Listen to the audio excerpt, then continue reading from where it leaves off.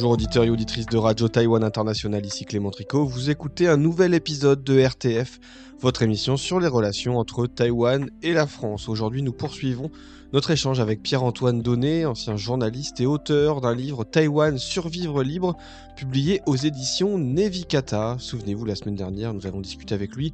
Il nous parlait de sa démarche dans l'écriture de cet ouvrage qui retrace en une centaine de pages une partie de l'histoire de Taïwan et ainsi que dresse un petit peu le profil des grands enjeux contemporains auxquels doit faire face l'île.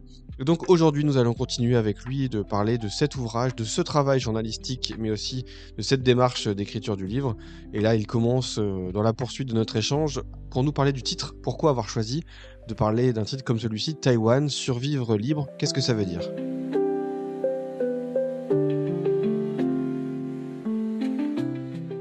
Alors d'abord, libre. Pour moi, ma ligne de conduite a été déjà, quand j'étais gamin, c'est la liberté. Je pense que la nature humaine ne peut vraiment se réaliser pleinement que dans la liberté. Et le mot liberté est essentiel dans la vie de tous les jours, dans le monde entier. Alors il y a des régimes répressifs où la liberté n'est pas au rendez-vous. L'Iran, la République populaire de Chine, la Russie d'aujourd'hui, voilà, tous ces pays où la liberté n'est pas au rendez-vous. Alors on leur remplace, par exemple, comme en Chine populaire, par la sécurité, le contrôle social et la consommation. Et bon, c'est une restriction terrible, je trouve. Alors évidemment, il faut manger à sa faim, mais ça ne suffit jamais à l'esprit humain pour se réaliser. Eh ben, cette liberté, je l'ai trouvée en Chine à un certain temps, mais bon, aujourd'hui, elle n'est plus là. J'ai été à l'AFP à Pékin pour l'AFP dans les années 80. Il y avait un petit vent de liberté qui aujourd'hui n'est plus au rendez-vous. En revanche, cette liberté, elle est essentielle à Taïwan. Elle permet justement euh, aux hommes et aux femmes de cohabiter, aux femmes de trouver leur place, à la culture justement de se réaliser pleinement dans la liberté d'expression. Et ça, je trouve que c'est absolument fondamental à l'esprit humain. Alors survivre, bien sûr, simplement parce que pèse depuis maintenant des décennies, mais plus particulièrement depuis ces dernières années, une menace qui vient du régime communiste en face dans la République populaire de Chine. Et donc aujourd'hui, je dis survivre parce que l'avenir de Taïwan n'est pas garanti. Eh bien, aujourd'hui, de toute façon, c'est même difficile de parler de la situation de Taïwan sans évoquer le lien avec ou les relations, même les tensions avec le voisin chinois. Vous en parlez dans votre livre, hein, bien évidemment. C'est une relation qui a évolué au fil des siècles, qui aujourd'hui est dans une forme aussi très complexe avec des menaces hein, très régulières sur Mm. Taïwan. Euh, Oui. comment on pourrait décrire aujourd'hui la situation, en tout cas dans votre livre, comment vous en parlez de cette relation actuelle entre Taïwan et la Chine? Alors je pars d'abord d'un constat qui est le mien, mais je n'en déroge pas depuis des années, c'est le fait que le président chinois Xi Jinping a une véritable obsession qui est celle de prendre le contrôle de Taïwan. Et c'est une obsession qui est ancrée en lui parce qu'il a le sentiment que de ce fait, s'il y parvient, il restera dans l'histoire avec un grand H ou un petit H, le débat est là, comme étant celui qui a, entre guillemets, réunifié la Chine. Donc, partant de ce constat, eh bien, il est arrivé au pouvoir en 2012. Euh, il n'a cessé d'accentuer ses menaces, d'utiliser une tonalité de plus en plus guerrière, conquérante, qui fait que la menace est en train de s'aiguiser.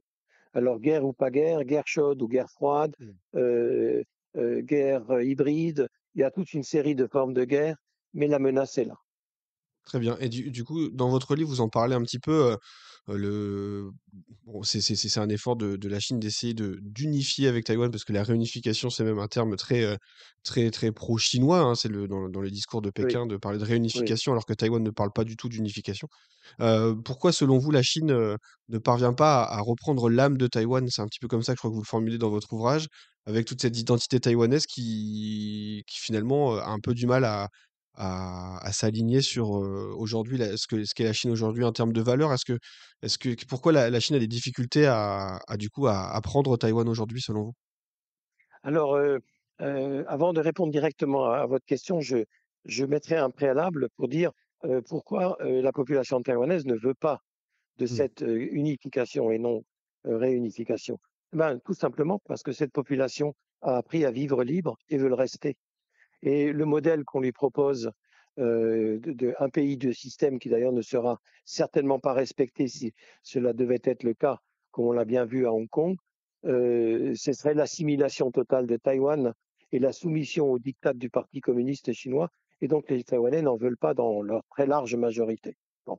Ceci étant dit, si d'aventure l'armée populaire de libération arrivait à capturer Taïwan d'une façon ou d'une autre, moi, je dis qu'il n'arriverait pas à conquérir les âmes, justement, pour ce fait très clair qu'une fois qu'on a goûté à la liberté, on ne peut pas accepter un régime qui la supprime. Cette liberté fait partie de l'âme de Taïwan. Alors, militairement, on peut conquérir un endroit, un pays, une région, mais entre conquérir sur le plan militaire et conquérir les âmes, c'est totalement différent. Donc, je pense que, si vous voulez, cet esprit de liberté acquis justement du fait qu'ont connu les populations de Taïwan au cours des siècles, avec les invasions successives, avec les colonisations successives, s'il y avait une nouvelle colonisation venue du continent chinois, et le réflexe serait le même, c'est-à-dire résister, bien entendu, et non seulement résister, mais refuser l'assimilation, et ils ne le seront jamais assimilés, quoi qu'il arrive. Et puis d'ailleurs de ce que vous dites, tous les instituts, enfin les récents sondages réalisés par des instituts sur l'opinion taïwanaise du lien avec la Chine, etc., sont formels, hein. Les Taïwanais, et notamment les jeunes générations, de toute façon, qui n'ont jamais été chinoises, ne souhaitent pas en fait une unification. Donc voilà, c'est un fait effectivement sur l'opinion publique taïwanaise. Il y a aussi une autre chose dans votre livre, c'est de parler des défis, que Taïwan doit relever justement, aujourd'hui. C'est quoi pour vous les défis majeurs, si on peut ouvrir un petit peu sur votre ouvrage après ce regard Oui. historique? Aujourd'hui, Taïwan, ses défis principaux, selon vous, c'est en tout cas dans votre travail, quels sont-ils? Alors, là aussi, juste avant de répondre directement à votre question, je mettrai aussi une parenthèse juste avant. C'est la grande, le grand point d'interrogation, y aura-t-il ou non tentative prochaine de la République populaire de Chine de s'emparer de Taïwan? Donc, en face, on s'y prépare. Mais Taïwan n'est pas seule comme elle l'a été il y a encore Mmh. 10 ans, parce que Taïwan a réussi quand même à se faire connaître dans le monde. L'opinion publique internationale commence à s'intéresser de près à la question de Taïwan. Donc, quelle que soit l'hypothèque du soutien américain qui pourrait être là ou ne pas être là le jour venu, ça ne se passerait pas comme ça avec une page militaire tournée en quelques jours, quelques semaines. Non, Taïwan continuera d'exister d'une façon ou d'une autre. Alors maintenant, venons-en à cette question des défis de Taïwan pour demain. J'en vois plusieurs, mais pour moi, le principal, c'est la jeunesse.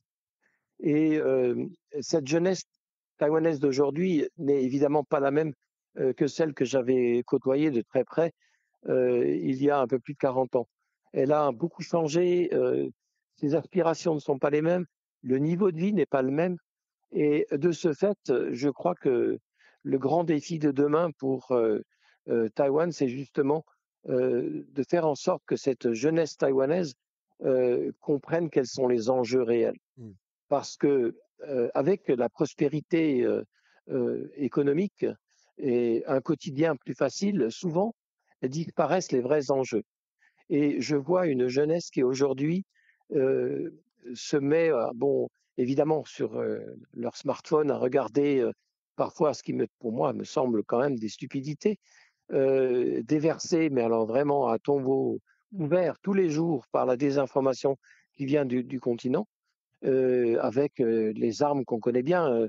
Bon, le plus connu, c'est TikTok, mais c'est loin d'être le seul, et qui donc justement accapare cette attention de la jeunesse pour qu'elle ne prenne pas le temps de s'interroger sur son avenir qui est plus directement politique. Donc, je crois que l'un des enjeux, c'est justement pour les autorités d'aujourd'hui de faire en sorte que cette jeunesse ne s'égare pas dans des moments d'inattention pour l'essentiel futile, mais comprenne quels sont les enjeux pour eux-mêmes dans la génération qui vient, donc dans les 10, 20 ans qui viennent. qu'ils comprennent que leur avenir est entre leurs mains Après, et pas les... on a quand même Oui, des jeunes générations de Taïwanaises et de Taïwanais qui suivent parfois des formations de préparation militaire et puis mais qui aussi, enfin, si on parle de la société taïwanaise, sur cette jeune génération qui est aussi prise face à des difficultés qui n'ont rien à voir avec l'étranger, mais qui sont des ah difficultés oui, peut-être du quotidien avec ah oui, un ça c'est prix de vrai, l'immobilier qui est devenu délirant, tout à fait, du c'est coup, vrai, un rythme de travail aussi qui l'est tout autant donc oui. des jeunes générations qui même ne font plus d'enfants et qui du coup aujourd'hui créent un problème effectivement, Alors voilà, alors bon, c'est vrai. Alors, donc pour répondre à ces observations-là, je dis une chose, c'est que c'est vrai qu'aujourd'hui, surgit dans cette jeunesse des questionnements qui sont les mêmes que je trouve dans la jeunesse au Japon, par exemple, ou en Corée du Sud, ou même bien sûr dans nos pays occidentaux. C'est leur vie quotidienne et celle qu'on leur promet pour demain. Et c'est vrai que les difficultés économiques, le coût de la vie par exemple, les difficultés de trouver un emploi une fois qu'on est diplômé et qu'on a passé des années de sa vie à, en quelque sorte, investir pour l'avenir, et où on ne trouve pas finalement ce qu'on espérait. Donc, il y a des interrogations aujourd'hui qui viennent effectivement des questions politiques, mais aussi des questions économiques, des questions de société, auxquelles aussi, c'est vrai, il y a des réponses à leur apporter. donc très bien, c'est la vaste question que tous les pays se posent quel pays on va laisser à nos enfants et à qui on va laisser le pays. Voilà, c'est un petit peu la vaste question qui revient forcément. Bon, on arrive malheureusement au terme de cette émission et du temps qui nous est imparti. Merci beaucoup Pierre-Antoine Donnet. Je rappelle que vous êtes venu parler d'un ouvrage, Taïwan Survivre libre, aux éditions Nevikata, et donc ça sort dans quelques jours. Bon, merci beaucoup Pierre-Antoine Donnet, merci beaucoup d'avoir passé du temps avec nous sur Radio Taïwan International. Et moi, j'invite comme d'habitude tous les auditeurs et les auditrices à vous rendre sur la page de l'émission. Il y aura bien évidemment tous les liens nécessaires. Merci beaucoup et portez-vous bien.